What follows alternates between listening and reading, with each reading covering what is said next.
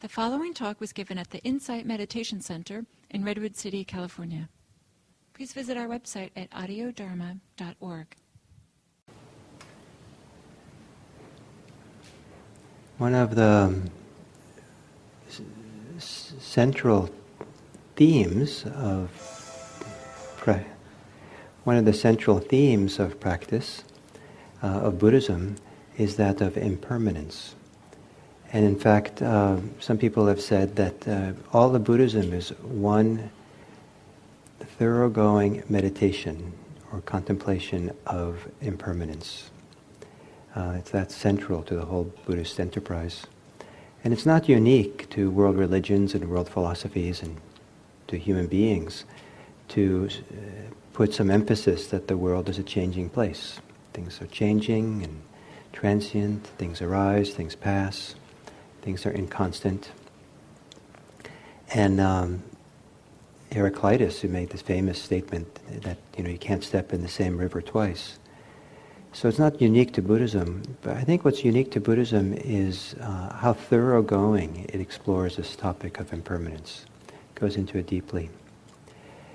So in Chinese Buddhism, there was a record of a dialogue between a Zen student, a Chan student, and the Zen master.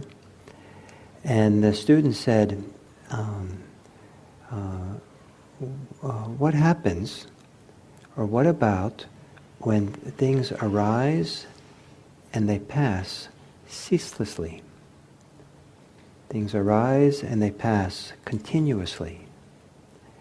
And sometimes there are moments in life where that transient, impermanent, changing nature of our experience stands out in the highlight. It just seems like everything that's going on is arising and passing, coming and going, and nothing seems to be, that's set and permanent. And so this student asked about that. What about this time when everything seems to be arising and passing endlessly? And the Zen master's answer was, whose arising and passing is it? Whose arising and passing is it? And that's the end of the story. And this is one of these teaching stories where it's maybe a little bit perplexing, but the idea is to live with the story and contemplate it, and at the right moment the story might be quite impactful. So I want to go back to the story a little later in the talk. So the word that's usually translated as impermanent is anicca. It's an ancient Indian Sanskrit Pali word. And literally it means inconstant, meaning that the nicca is constant, and the is a negative, so not constant, so inconstant. And that's a different connotations than impermanence. Impermanence suggests for many people the idea that it's here now, but it's going to be gone. And for some people, that's just bad news. Buddhism, they emphasize impermanence all the time. It's all, it doesn't always make sense. It's not going to be here. I mean, some things are kind of a little bit stable. Some things we expect to be around longer than you are. And but we never know. There's no guarantee. And but the idea of inconstancy points to the idea not that things are going to disappear, but that things are coming and going. And so like the sunlight is an inconstant phenomena. You could say it's impermanent, but as long as we don't think of impermanence meaning that it's pointing to someday in a few billion years, the sun is going to disappear, turn off, and we're going to get cold. But the sunlight is inconstant. It comes and goes on a 24-hour basis. Comes and goes, comes and goes. And some parts of our experience have this quality of inconstancy. They're there sometimes, and not there other times. And so some experiences are seen as being very, some things are there for a while and never come back. Some things are there for a while, they go for a while, they come back for a while, they go, they come and they go. And something that's considered very changing and constant is not the things of the world, but how we experience them. And it's said that the mind is pretty fickle. The idea that, from a Buddhist point of view, from a meditator's point of view, we all suffer from attention deficit disorder. Because once you sit down to meditate and try to stay present for your experience, for your breath, for example, stay focused, most people find that the mind wanders off so easily. And sometimes it wanders much more easily in meditation than it does in, reading a gripping book or watching a gripping movie or, driving at 120 miles an hour on the freeway. Your attention's not going to waver very much. You're there. And so there's many things in life where the focus, can be quite strong. For me, it was taking exams in college. I actually loved taking written exams in college. I was one of those, strange people. Because I would do a study in preparing for the tests, and then I would kind of be prepared, and I'd sit down for 2 hours or however long it was, and everything would disappear for me but the exam. And when I left the exam room, I felt wonderfully emptied, like cleansed. And my mind was clear, and it was a certain kind of delight, just regardless of how well I did on the exam. I didn't know yet. But just the idea that I got focused. Well, meditation is hard to get that kind of focus sometimes because it's not interesting for the uninitiated, or it's not scary. It's not like you're sitting there watching your breath. And it's not like a gripping novel, like so exciting. It's not like someone's attacking you and you have their they have your attention. It's like, just like a simple, ordinary phenomenon. And that's why it's so valuable to develop concentration and mindfulness on something like breathing, something ordinary, natural, because we're not being supported we're not supported by kind of the mind's tendency to want something really strongly, or be really interested in something fascinating. We're not supported by our fear, or our anger, or our hostility, all the things that kind of can grip our attention. It's just there in ordinary experience. And so we get to see how the mind operates. And one of the things we can see is how much it jumps around. And the nature of how we experience the world is quite inconstant. One moment we're focusing on, probably, on a computer screen. And the next moment we're checking email. The next moment we're checking the news. The next moment the phone rings. The next moment we're wondering about what's in the refrigerator. And the next moment we're, trying to tune out our partners, trying to talk to us. And there's all these moments of going and going and going. So the mind's experience of the moment is quite inconstant, and it generally doesn't stay focused for very long on one particular thing. And this is a kind of very important insight to have about the nature of experience. The way that we experience is quite changing all the time. So the idea of things arising, things pass, is important. That things change is important. That over time things, are relative. That the thing itself might be there in a more constant way, but it changes. For many ways, you've been relatively constant for yourself in your lifetime. You haven't died on yourself yet, and you haven't vanished and then reappeared so much. Basically, you've been around for yourself here in your body, and here you are. And but you've changed over time, and some people, as they get older, at certain turning point, different people at different moments, they realize, I'm getting older. And then there's these moments, pivot moments, where first you're not 20 anymore. And you can't do the things you did before. Your abilities are beginning to decline. And you kind of see, well, maybe if I exercise more, I can keep it going longer. But, it's like at some point you kind of just like, oh, well, It's starting to be that long slide. And at home these days, I started to, last few days, to walk around with 2 glasses on my head. One's on top, so it's close by, and the other's on my nose, and I switched them. One's reading glasses, and one is my normal glasses, and that's the slide. Things are changing. And so, that's, I'm not going to get laser surgery or anything, so. And I remember the moment where I realized that I wore glasses much of my life. I started wearing when I was 10, I think. I'm nearsighted. But I remember when I must have been about 45 or 46 or something. And I went into a supermarket, and I was interested in getting a bottle of root beer. But I wanted to make sure there was no caffeine in it. So I lifted up the bottle, and I couldn't read the fine print, unless I took my glasses off, and then I could see it. So wow, that's new. So the slide's been going on for a long time. And so the changing nature, and at some point, the changing nature is in the horizon. Some people, at certain age, and again, it varies from how old you are and when this happens.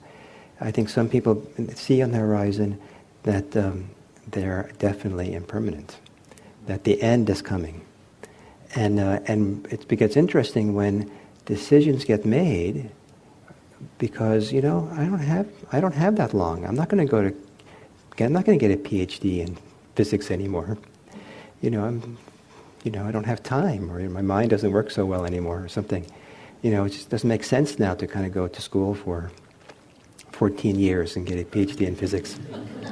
I might not be around for that. So the idea we kind of, I remember my father-in-law bought a new car, and when he was, I forget how old he was, but maybe he was 75 or something, and maybe a little older. And he said, this is going to be my last car. Chances are this is the last car I buy. So that was kind of an interesting statement. And in fact it was the last car he bought. And so there's change, changing nature, seeing change, seeing that our life's coming to an end. These are all important parts of life, and getting sick, all these things. And so how do we live with this world? How do we live with this change and the inconstancy of the world? I think some people, when they hear this kind of Buddhist emphasis on the impermanence of life, the changing nature of life, and the teacher says, it's downhill from here, and the horizon is coming, it seems like these Buddhists are just party poopers. All else bad news. You come to IMC for bad news. But the impermanence, the idea that things change in a variety of ways, has all kinds of, does so in all kinds of ways. Some things change. They come and they go. They're here for a while and then they're no longer here. And it's a relief. Thank God for impermanence. I had the headache, and now it's gone. Or I had, something, and, I had this very difficult boss, but the boss is gone. And the boss has got promoted, or got shifted over, or got fired, or something. And so, thank God for impermanence. I couldn't have taken, 20 years of this boss. So things are, sometimes the fact that things change and pass is good news. Sometimes impermanence means that new things are coming. It doesn't just mean that things pass away, but new experiences arise. And sometimes that's good news, and sometimes that's bad news. The good boss leaves, and guess who comes to be your boss? Uh-oh, I don't know if I want to, this is going to be hard. It's going to be a tough few years now with this one. Or sometimes the difficult boss leaves and a good boss comes. Sometimes, all kinds of things change over time. And sometimes it's the change implies good, sometimes the change implies not so nice. But things do change. Your experience change. Who you are in relationship to things change. Your fickle mind, your emotions, your life, how you are with things changes over time. And so you might have the same regular job. Maybe that your job doesn't change from day to day. It's pretty simple and pretty straightforward. It doesn't change. But boy, do you change. Change with hormones, change with the weather, change with life experiences. And you show up very differently every day. And so that's part of what you see, and that goes on. I worked in a bakery when I was young. And I was we wouldn't call it the prep cook, but I did the prep work for the baker. So I would go in the afternoon and the evening and prepare for people who came in early in the morning to make the bread and the pastries. And I did exactly the same thing every day. And it was kind of fun in some ways, but I did the same movements. And so after a while, I memorized all the movements like a dance. I had the whole bakery to myself in the back room. And it was this dance of measuring and pouring and turning around and grabbing this and all that. And I knew if I'd forgotten something, if I forgot the movement. It was kind of got entered into my body. And but it was really repetitive over and over again. But what was interesting was how much I changed. Day to day, I was in a different mood, different situation, different experiences of my life that upset me, that made me happy, things I was anticipating, being, low energy, high level energy. So it was all this change going on.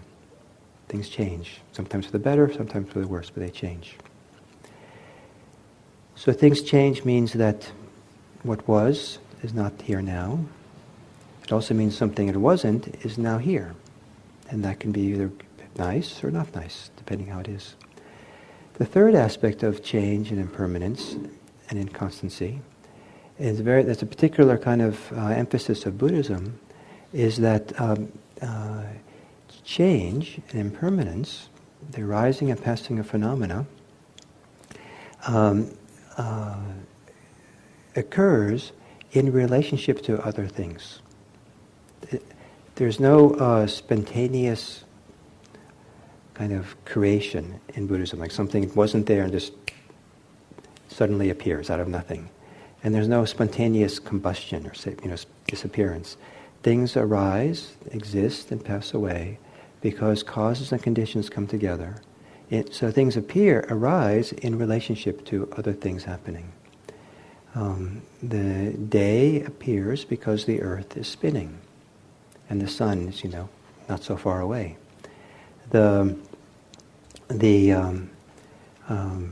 It rains in relationship to there being clouds.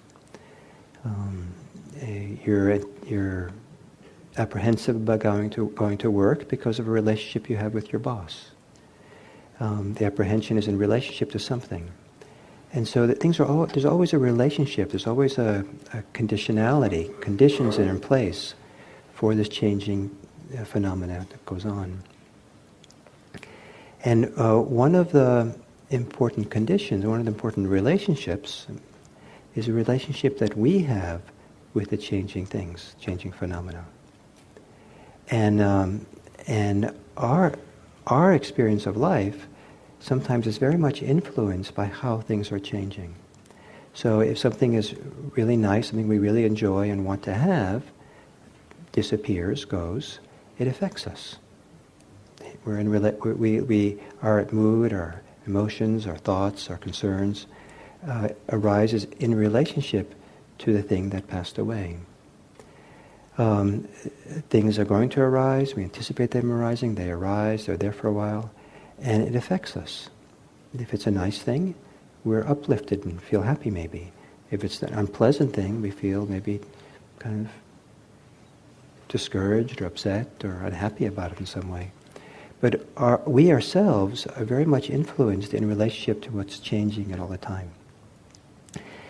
And this can seem like a simple insight, but it's key to the Buddhist insight of our experience.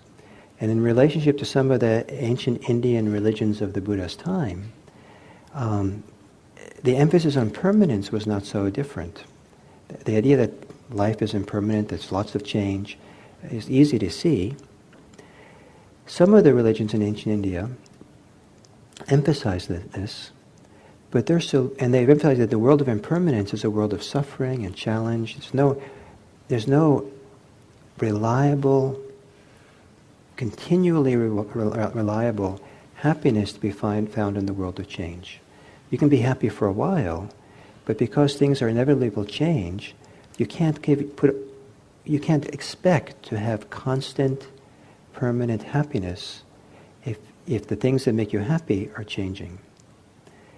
So the solution for some people in ancient India was to basically not live in the world of impermanence. The world of impermanence was not the place to abide in, and so there was this idea that there was a transcendent realm. And if you could somehow move your consciousness into this transcendent realm, which has a sense of permanence and happiness and a kind of essential ultimate value, and kind of check out of this world, and in that world you'll be liberated. In that realm of consciousness you'll be liberated. So they created a very strong bifurcation between the world of impermanence, which was considered not such a good place to be in, and then this other world, this ultimate world, which was really transcendent. And so the equation was, if you may put this in a very simple equation, suffering, or impermanence, equals suffering. And so if that's the equation, the only way is to just get out of the world of impermanence. The Buddhist equation emphasizes the relationality that exists between the changing world and ourselves. And the Buddhist equation is, I think it would have to be impermanence times clinging equals suffering. So it's not suffering equals, that's not impermanence equals suffering, it's impermanence times clinging equals suffering. So then you have a choice, because if you take away if you make one of those into zero, so impermanence times zero, you don't get suffering. So the idea is not to check out of this world. The idea is to check out of the clinging, somehow overcome the clinging to experience. And so to have a relationship with the changing world where we're not impacted by the changes, where the mind is not pushed around by it, where the relationship with the changing world is not one where we're basically pushed around by it. Something happens and we're impacted by it. We get upset, we get angry, we want more, we're running away, we're going towards. But rather have the ability to not let the changing nature of the world have any deleterious effect on us. To have a level of equanimity or peace where things change and we can watch it. Things change and we can be present for it, but we're not amoebas. We don't have this amoeba-like mind that automatically reacts to what goes around us. It's not automatic, the connection. So if you leave here tonight, and those of you who drove here or biked here, and your tire is flat, so what happens? Do you suddenly get despair? Oh no, this is terrible. It's hopeless. What do I do now? Then the world of impermanence has you under its control. The world changes, and it has you by the throat because it's impacted you. If instead you go out there and see your flat tire, and you say, "Oh, well, of course, things are always changing, and it changed, and now it changed this way. I wasn't relying on everything being just right, and here it's not right,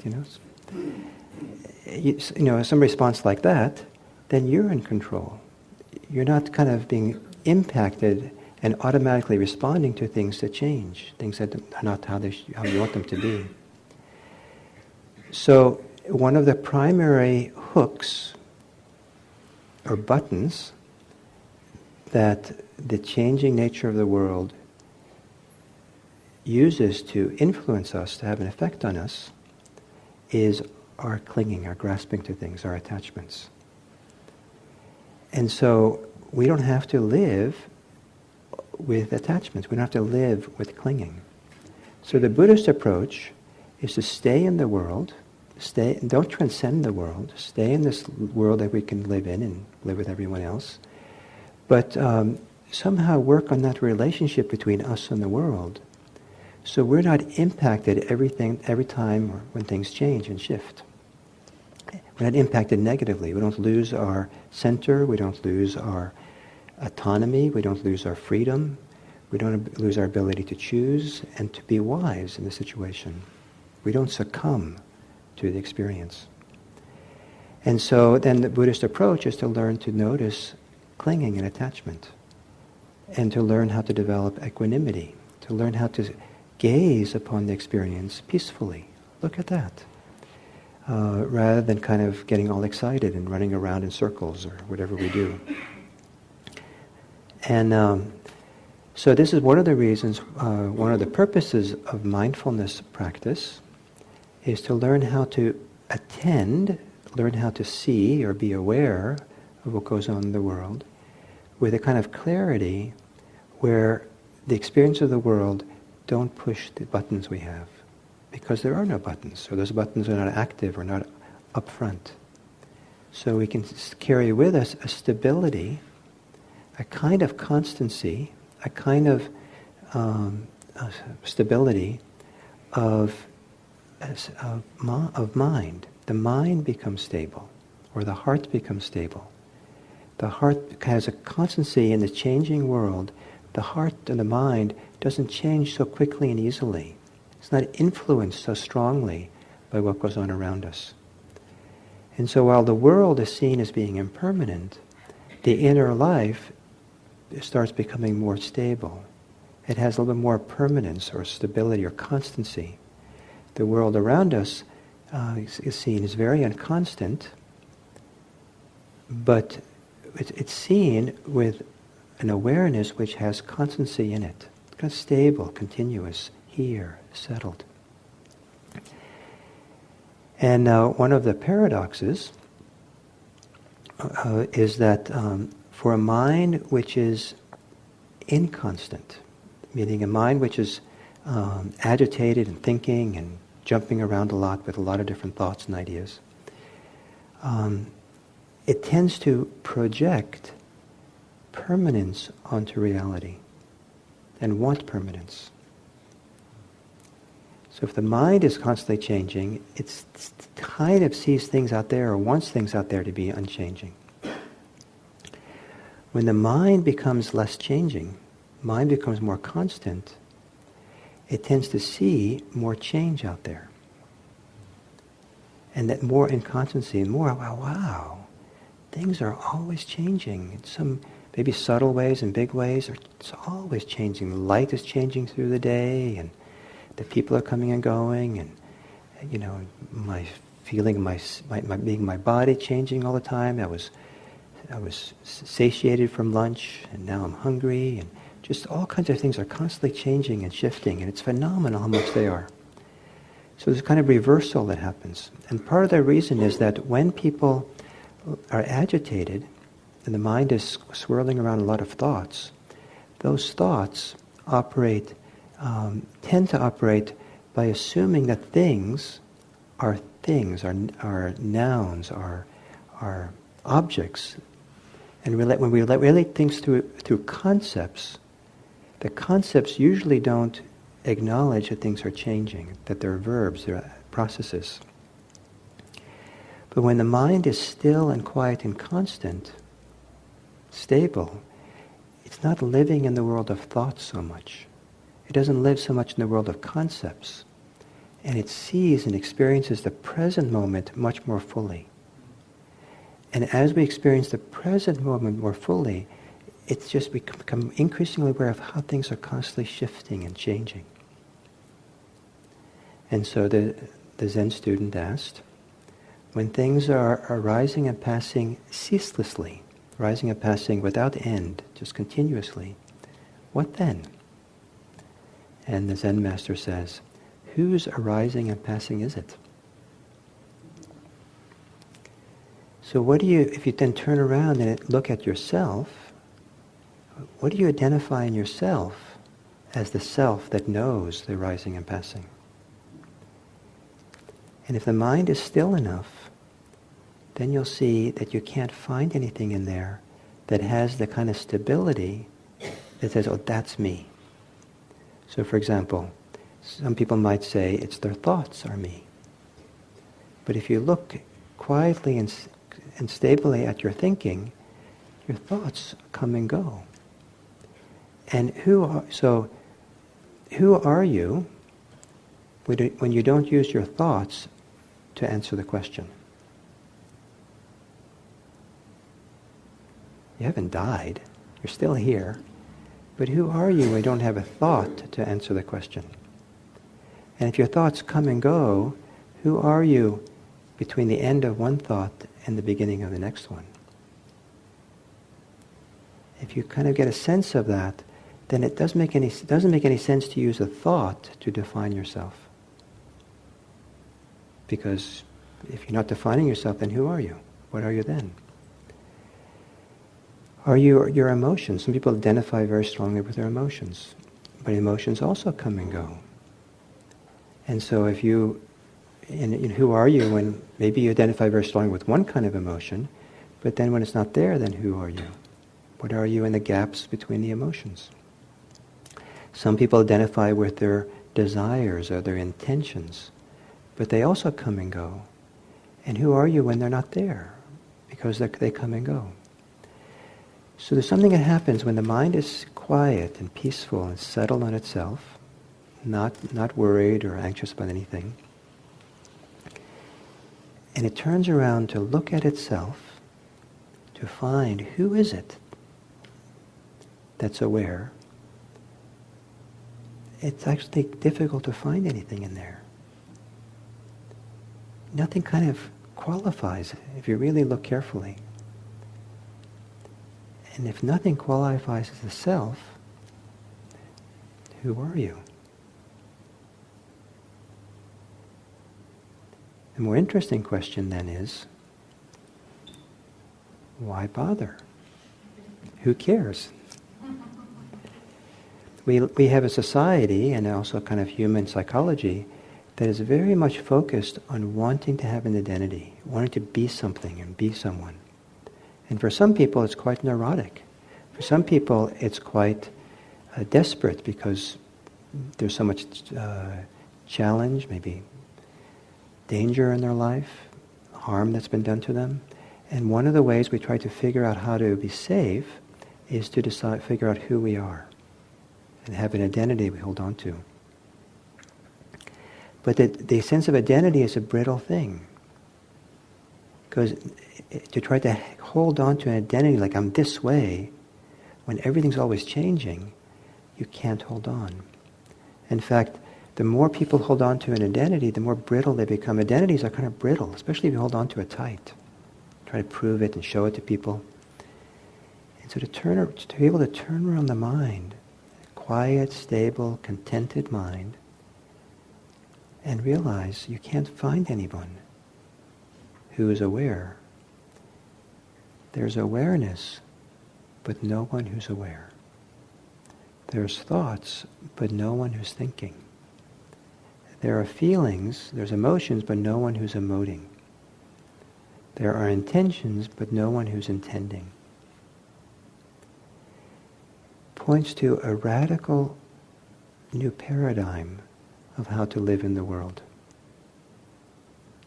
It's one where the clinging doesn't operate. It's one where there's no buttons to push. Because one of the buttons is identity, is some idea, I'm here, me. And I have needs, I want something, I want to be seen a certain way, I want to prove myself, I want to defend myself, I want to apologize for myself. All kinds of I.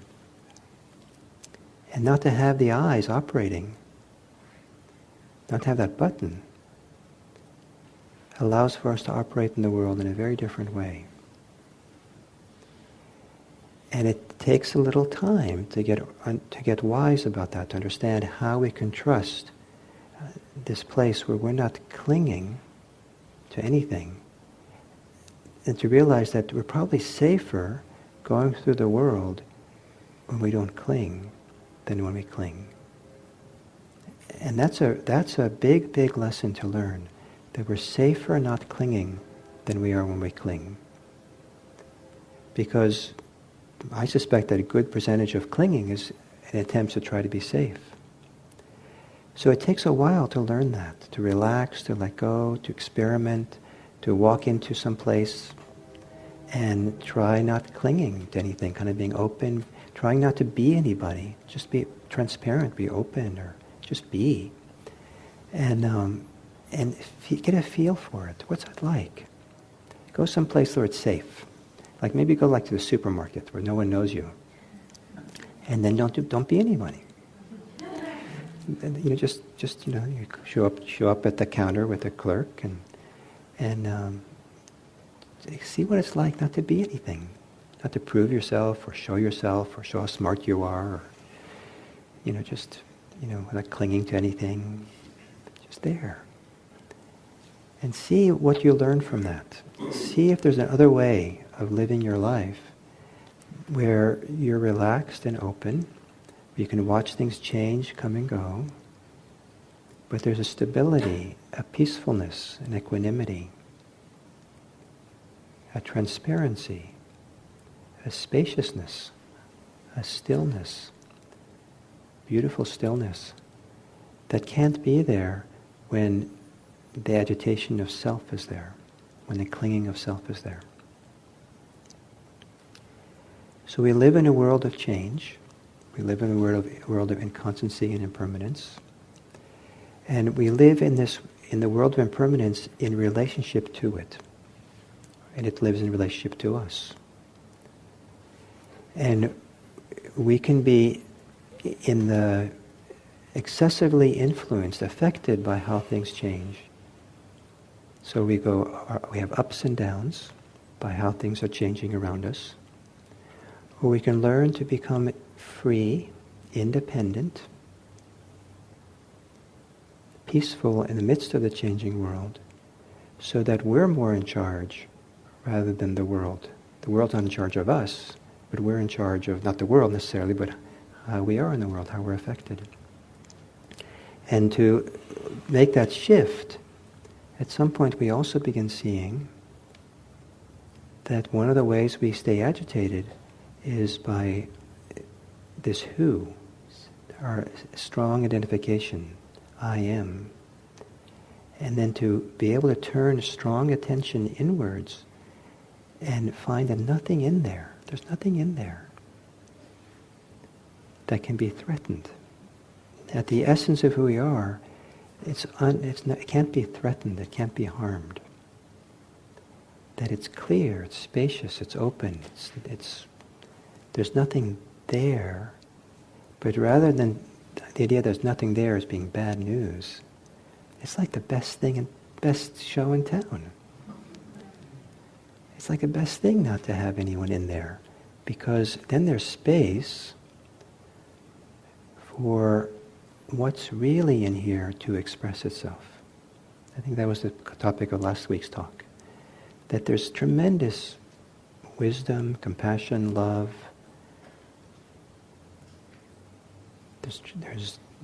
There's something that's very unique about you in this world, your gift to the world.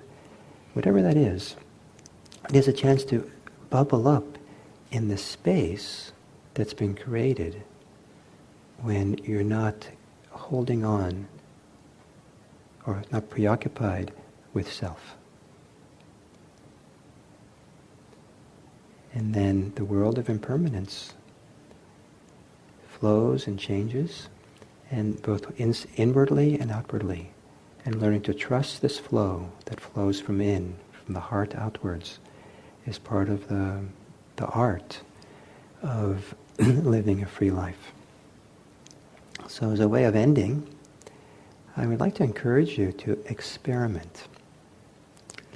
Find sometimes, maybe just 5 minutes here, 10 minutes here, different circumstances. Find a place where it feels pretty safe to do this, and experiment to the best of your ability to go into that situation without clinging to anything, or without any self-preoccupying thoughts about who you have to be, or what you have to defend, or how you have to prove yourself. Just be there in a simple, open way. It's probably best to do it in a situation where no one knows you. And you're probably never going to see these people again. And it's, they're relatively safe people. So, and then to run the experiment, try to just see what that's like, and see if some of the preoccupied ways you have about being concerned about self, or caught up with desires and how things should be. What happens if you let go of those for those 5 minutes, 10 minutes? What's that like? What do you learn? Does it feel good? Does it show promise? Is it interesting to continue the experiment and try it in other places? What happens if you exercise the muscle of freedom in small little bits here and there? So, I hope this talk of impermanence made some sense. And if you strongly agree, I don't know what I meant to say, if you strongly disagree, say, but there are some things. When you do your little experiment, put aside those thoughts. Don't hold on to them. Don't hold on to anything in those little experiments through the day. Okay, thank you very much.